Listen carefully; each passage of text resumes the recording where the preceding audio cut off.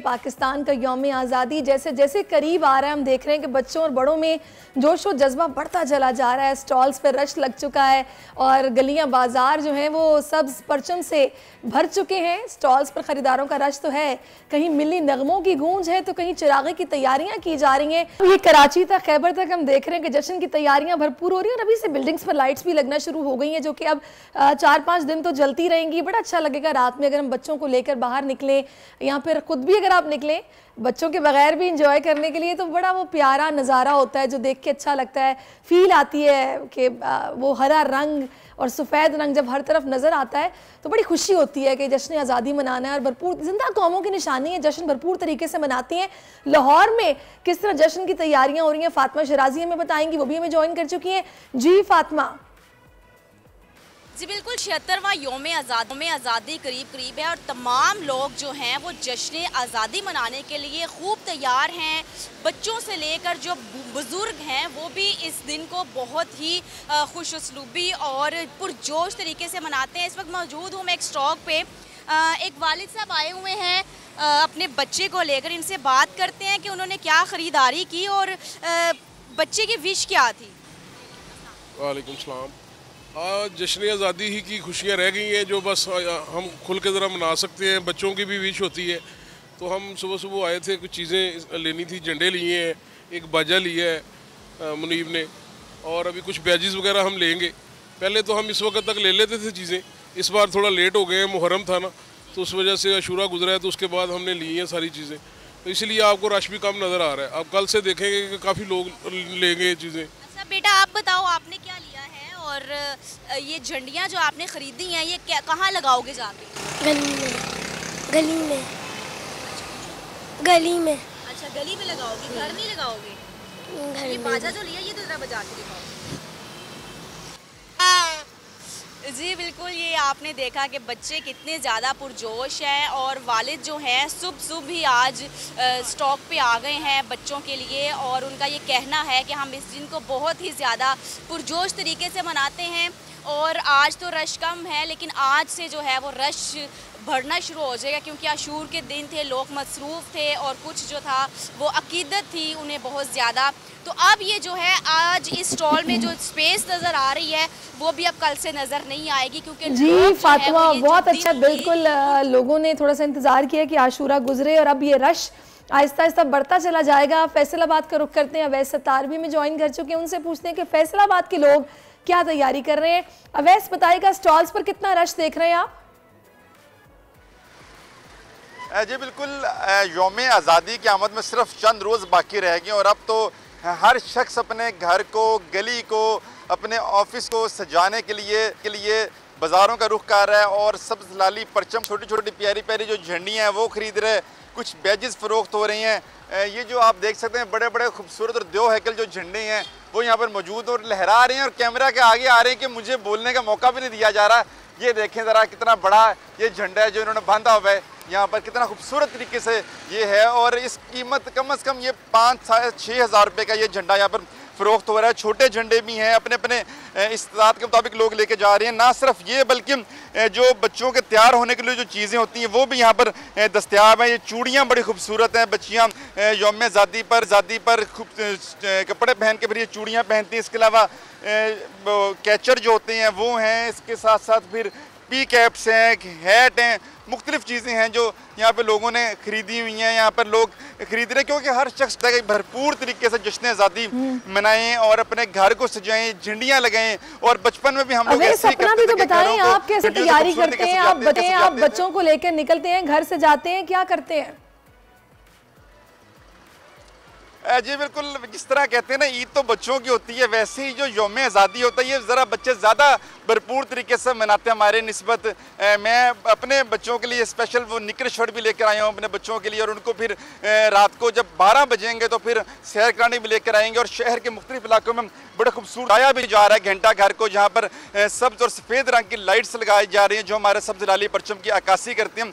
तो बच्चे ज़्यादा खुश होते हैं रौनक मेला देख के। जब फिर 12 बजते ही आतिशबाजी होगी ज़िला इंतज़ामिया के जानिब जानिब से, तो वो बड़ा एक अच्छा और खुशगवार माहौल होगा। बच्चों को पता लगेगा आज की क्या, इस दिन की अहमियत क्या है 14 अगस्त की हमारी ज़िंदगी के अंदर, तो बच्चे ज़्यादा खुश होते हैं। और जो यहाँ पर आराइशी सामान है वो भी ज़्यादा बच्चों के लिए पड़ा हुआ है, चूड़ियाँ बच्चियों के लिए, हेयर बैंड, बैजेस, ज़्यादा कुछ है जो बच्चे और बच्चियों के। इसके अलावा स्पेशल कपड़े आए हुए हैं जिनके ऊपर जश्न आज़ादी मुबारक लिखा हुआ है, निकर शर्ट्स और फ्रॉक्स और शलवार कमीज़ वगैरह। तो बड़ा एक जोशो खरोश अब देखने में आ रहा है। भी चूँकि दिन का आगाज़ हुआ है, मार्केट्स ओपन हो रही हैं, लेकिन जैसे जैसे वक्त गुजरता जाएगा, रश बढ़ता जाएगा। ये मेन बाज़ार है मीरपुर बाज़ार, पूरे फैसलाबाद जो ज़िला है यहाँ से लोग आके खरीदारी करते हैं और फिर घरों में जाके अपने जो चीज़ें हैं वो लगाते हैं, वहाँ पर दुकानों में सेल करते हैं। बड़े बड़े झंडे यहाँ पर है मौजूद हैं जो बहुत शुक्रिया वैसतार। बिल्कुल, आप भी इसी तरह खुश रहें, बच्चों को भी खुश रखें। आज़ादी का जश्न मनाना है भरपूर तरीके से। आपका बहुत शुक्रिया फातिमा, आपका शुक्रिया। इस वक्त में motivational speaker Umair Jallianwala join कर चुके हैं। उमैर साहब बहुत शुक्रिया आपके वक्त का। अस्सलाम वालेकुम। जी वालेकुम अस्सलाम।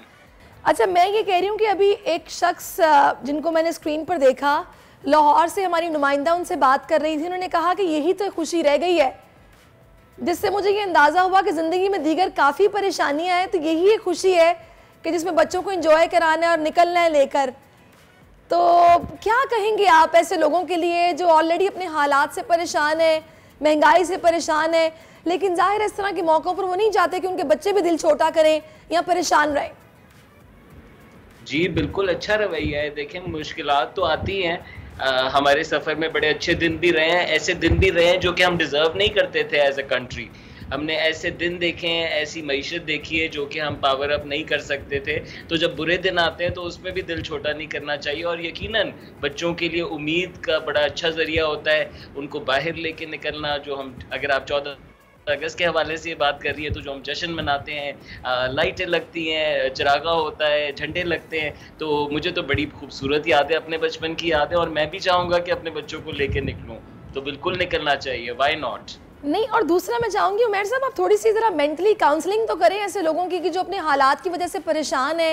मतलब जाहिर है निकल रहे हैं बाहर, बच्चे भी मजबूर करते हैं कि नहीं आप चलें, जाहिर है वो उस तरह से मामलात को नहीं समझते, लेकिन ज़हनों में उनके वो परेशानियां चल रही होती हैं, बाहर आते भी हैं तो खुल के खुश नहीं होते, बस मजबूरी में चल रहे होते हैं। उनको क्या समझाएंगे आप? बिल्कुल, देखिए इसमें हमें क्लियर कट गाइडेंस दो तरीक़ों से ये मिलती है। एक तो हमारा फेथ हमें ये बताता है, दीन इस्लाम हमें ये बताता है कि जब हम दिल छोटा करते हैं, हम नाउमीदी दिखाते हैं, तो हम कुफ्र के रास्ते पे चल पड़ते हैं, और हम उसकी ज़ात में यकीन नहीं दिखा रहे। जिसने हमारे रिस्क का ज़िम्मा लिया हुआ है, जो कि ज़िम्मेदार है हमारी इज़्ज़त का, उसने हमसे डिमांड की हुई है कि हम काम करें, हम उस पर ईमान लगाएँ और हम दिल छोटा ना करें। दूसरा, नफ्सियात हमें ये बताती है कि जब हम ऐसे रवैये अपना लेते हैं और नेगेटिव हो जाते हैं, तो आप जानती हैं कि जो काम बन रहे होते हैं वो भी रुक जाते हैं। अगर आप दुकान चला रहे हैं तो वो बुरी चलती है, अगर आप दफ्तर जाते हैं तो आप उस पर अच्छे नहीं होते, तो यानी जो हो सकता है वो भी नहीं होता, जो मौके नजर आने चाहिए वो भी नहीं नजर आते। हालांकि मुश्किल मौकों में, मुश्किल वक्तों में अच्छे मौके भी खुल रहे होते हैं। बिल्कुल। अच्छा, मैं एक चीज़ और जो मैंने ऑब्जर्व की है, मैं चाहूँगी उस पर भी आप थोड़ी सी बात करें। सॉरी मैंने आपको इंटरप्ट कर दिया, लेकिन ये जज्बाती में हो जाती हूँ इस तरह की बातों पे ना। मैं अक्सर जब किसी ऐसी फैमिली को देखती हूँ कि जो कि बज़ाहिर काफ़ी परेशान दिखाई दे रहे होते हैं, और छोटे छोटे मासूम बच्चे उनके साथ होते हैं, और आई नो कि बच्चे तो बिल्कुल फरिश्ते होते हैं, उनको नहीं पता क्या चल रहा है या माँ बाप किस परेशानी से गुजर रहे हैं। हमारे मुआशरे में ये चीज़ बहुत ज़्यादा बढ़ चुकी है कि हम अपने हालात से तंग आके अपनी सारी फ्रस्ट्रेशन अपने घर में निकालते हैं, भले वो अपने लाइफ पार्टनर पर निकालें, भले वो वैसे बोल के निकालें या घर का माहौल ख़राब करके निकालें। इससे बच्चों के ज़हनों पर जो असर पड़ता है वो बिल्कुल नहीं होना चाहिए। बड़ा मुझे दुख होता है। क्या कहेंगे आप, ये कितना गलत है? ये बिल्कुल नहीं करना चाहिए। जी, बहुत बुरा असर है और ज़िंदगी भर उनके साथ रहता है। आप जानती हैं कि माँ बाप जो करते हैं वो बच्चों का पहला स्क्रिप्ट है उस कागज़ के ऊपर कि कैसे होना है, फैसले कैसे करने हैं। पहले रिश्ते होते हैं मर्द के साथ, औरत के साथ, जो हमारे माँ बाप के साथ होते हैं, तो इसका बड़ा अहम इम्पैक्ट है। और देखें, बच्चों को फ़र्क नहीं पड़ता। बच्चे, आप कह रही हैं समझते नहीं हैं, बच्चे बिल्कुल समझते हैं। बच्चे डीपेस्ट इमोशंस रवैये समझते हैं, लेकिन हालात क्या चल रहे हैं, उनकी संगीनी क्या, ये तो नहीं समझते हैं। अगर माँ बाप उनसे बात करें, और मैं आपको ये बताना चाहता हूँ कि बच्चों की तरबियत में तो आपके मसाइल बड़ा ब्लेसिंग का रुतबा रखते हैं। अगर पॉजिटिव बिहेव रखा जाए, अगर आप पॉजिटिवली उस पर रिस्पॉन्ड करेंगे माँ बाप के तौर पे, तो आपके बच्चे बहुत कुछ सीखेंगे। उनके अंदर ऐसी किरदार की चीजें आएंगी कि कल को जब वो मुश्किलात में आएंगी तो उन्हें याद होगा कि उनके फादर ने कैसे रिस्पॉन्ड किया, उनकी मदर ने कैसे रिस्पॉन्ड किया। और आपकी आपस की लड़ाई, आपका अगर घर पे आके अपना गुस्सा निकालना, घर के हालात भी अगर आप खराब कर दें, आप सोचें दफ्तर आपका वैसे ही नहीं चल रहा है, या उस पे आप नहीं कमा पा रहे जो आप कमाना चाहते हैं, दुकान नहीं चल रही, अब घर जो चल रहा है जो कि आपको खुशी दे सकता है, आपकी ताकत बन सकता है, आप उसको भी खराब कर रहे हैं। तो आप सोचें कि आपकी ज़िंदगी मज़ीद ख़राब होती जाएगी, फिर आपका सिर्फ इलाज दवाइयों में होगा, बुरे हालात में, और ये नेगेटिव थिंकिंग जो है आप पे, स्ट्रेस जो है डिप्रेशन में कन्वर्ट हो जाता है। सही कह रहे हैं। अच्छा उमर साहब, एक बात मुझे बताइएगा, एक कॉमन बंदा जो कि निटी ग्रिटी में नहीं जाता, इतना पढ़ा लिखा भी नहीं है, उसको आप क्या बताएंगे? एक पाकिस्तानी की बतौर पाकिस्तानी क्या जिम्मेदारी है कि वो अपने मुल्क से मोहब्बत का इजहार कर सके अपने अंदाज में, और जिम्मेदारी के साथ कैसे करेगा? जी, एक तो देखें इसका इमोशनल पहलू है। जब बड़े दिन आते हैं तो हम उस पर एक इमोशनल एक्सप्रेशन भी दिखाते हैं, हम गाते हैं, हम झूमते हैं, हम झंडे लगाते हैं, चरागाह करते हैं, तो वो बिल्कुल होना चाहिए। और वो बड़ा आप जानती हैं हर ऐसे रिश्ते में कंपनी के साथ भी होता है, तो कंपनी डे पे भी लोग करते हैं, लेकिन साथ एक लॉजिकल रिश्ता भी है रियासत के साथ। सिर्फ रियासत ने हमें देना नहीं है, इसी धरती ने हमें खिलाया भी है, इसी धरती की जिम्मेदारी भी हम पे ऊपर आती है। हम इसका शनाख्ती कार्ड रखते हुए इसके कवानीन से एग्री करते हैं, हमने ओथ लिया है कि हम जो इस मुल्क के कवानीन है उसकी पासदारी करेंगे। तो एक बड़ी मोहब्बत दिखाने का और ज़िम्मेदारी दिखाने का तरीका ये है कि अपने अपने लेवल के ऊपर जो कवानीन है उनको फॉलो करें। वो चीज़ें जो आप इस मुल्क में नहीं देखना चाहते, जिन पे आप ट्विटर पे लिखते हैं, जिन पे आप गालियाँ देते हैं, बेहतर है कि आप खुद वो काम ना करें। आपके इर्द गिर्द हो रहे हो कि आप उन्हें रोकें। तो जब हम सब ये काम करेंगे तो आप जानती हैं बहुत चेंज आता है, और फिर आप बड़ा रिवॉर्डेड भी फील करेंगे इसी मुल्क के अंदर। और अगर बात की जाए ना कि मुआशरती एतबार से, तो मेरे ख्याल में कि सबसे पहले हमारी जिम्मेदारी, हमारी वतन से मोहब्बत का तकाजा ये कि हम उसको साफ सुथरा रखें। हम लोग पता नहीं क्यों इस चीज़ को भूल जाते हैं। हाँ, हमारे ईमान का भी हिस्सा है, सफाई निस्फ ईमान है, कि हम लोग भूल जाते हैं कि हमारा अपना मुल्क है। अगर हम इससे प्यार नहीं करेंगे तो ज़ाहिर है कोई बाहर से आके तो नहीं करेगा, उसके लिए तो पराया मुल्क ही है। लेकिन हम कचरा सड़कों पर फेंकते हैं, अपने गली महल्लों में फेंकते हैं, और हम बिल्कुल दरेक ही नहीं करते कि कोई गुजरेगा फिसल सकता है या मक्खियाँ मच्छर गंदगी फैलेगी। आप देखें ना, एयरपोर्ट पे नहीं फेंकते, यही पाकिस्तानी दुबई चले जाए नहीं फेंकते, छावनियों में नहीं फेंकते, अच्छे मॉल्स में जाके नहीं फेंकते। तो यानी कि माहौल का असर है हमारे ऊपर। तो अगर हम अपनी गलियों को साफ कर दें और उन पे अच्छा, इस 14 अगस्त पे अगर हम डस्टबिन लगा दें, जो चीज़ साफ हो जाती है उसको ख़राब करने का दिल किसी का नहीं चाहता, ये भी नफ्सियात है। जो ख़राब होती है उसको हम मज़ीद गंदा करते हैं। तो आपने बिल्कुल अच्छा इशारा किया है कि अच्छा, अगर हम सफाई से शुरुआत करें और उससे बड़ा असर आता है। बाहर की सफाई दिमाग की भी सफाई रिफ्लेक्ट करती है। और दूसरा एक चीज़ और जो कि मैं ख़ास तौर पर इंडिपेंडेंस डे के बाद देखती हूँ कि इतनी बेहुरमती समटाइम नज़र आती है कि झंडे गिरे हुए हैं, झंडियाँ गिरी हुई हैं, किसी को पता ही नहीं कि बस गिरी हुई हैं। पता नहीं क्यों लोग इस चीज़ का ख्याल नहीं करते। आपको क्या इसकी वजह समझ आती है उमर साहब?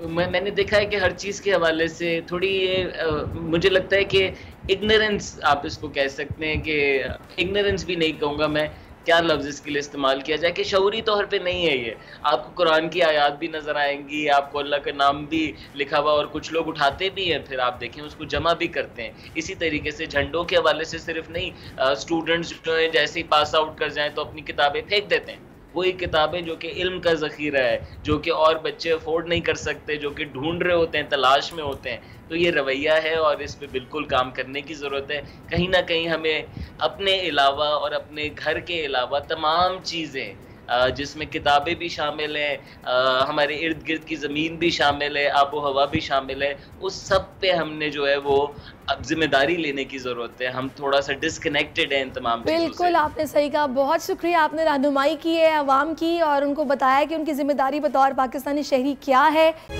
तारीख का अमीर।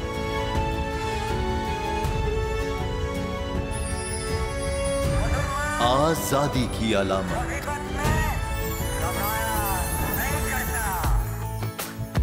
हुस्न का आईनादार, फिक्रो नजरिए की अक्कास, सरफराजी का गवाह, यानी हम सबका निगहबान पाकिस्तान।